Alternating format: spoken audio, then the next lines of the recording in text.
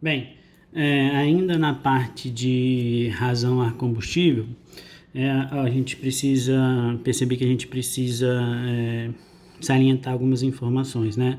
Primeiro, essa massa de ar aqui, que eu acabei colocando ela direto, né? Quando eu fui calcular a razão ar combustível, né? Essa é a massa de ar.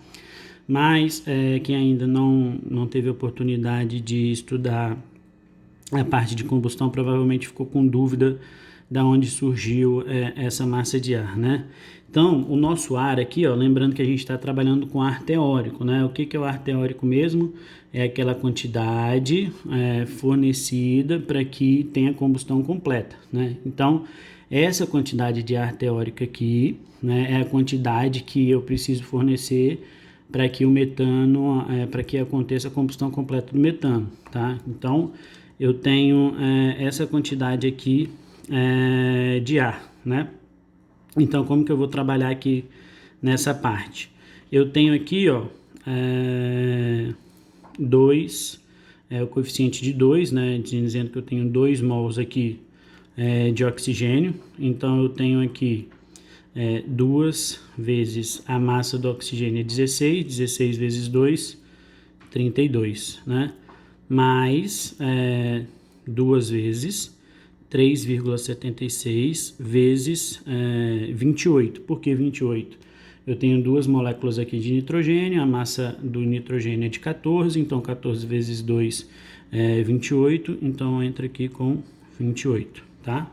Sobre como que eu estou querendo a perspectiva de massas, né? Lembrando bem que eu estou querendo trabalhar com massa, né? Com quilos, eu tenho que dividir aqui então pela quantidade de mols, tá?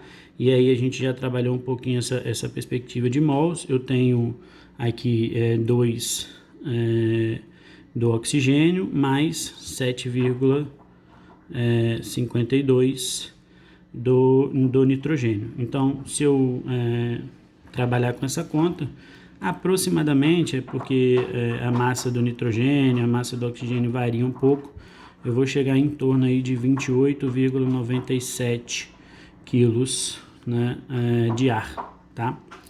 Quilos de ar aqui, vamos colocar aqui, quilos de ar, beleza? Então é daqui que surgiu esse valor aqui da massa de ar, tá?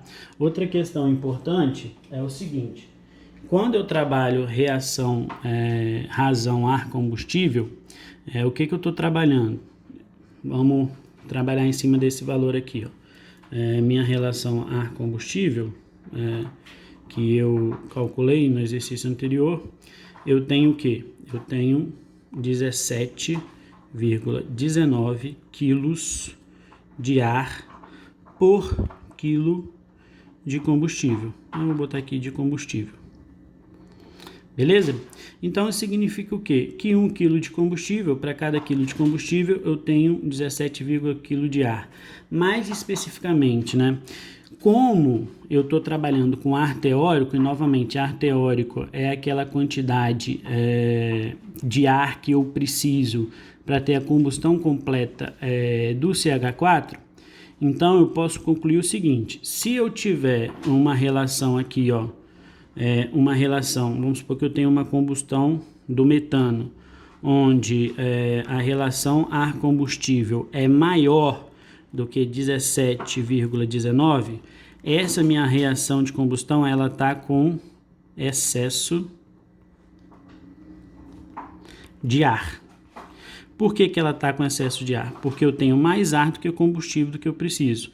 E, consequentemente, isso me traz uma conclusão que eu vou ter O2, vou ter oxigênio nos meus produtos, tá?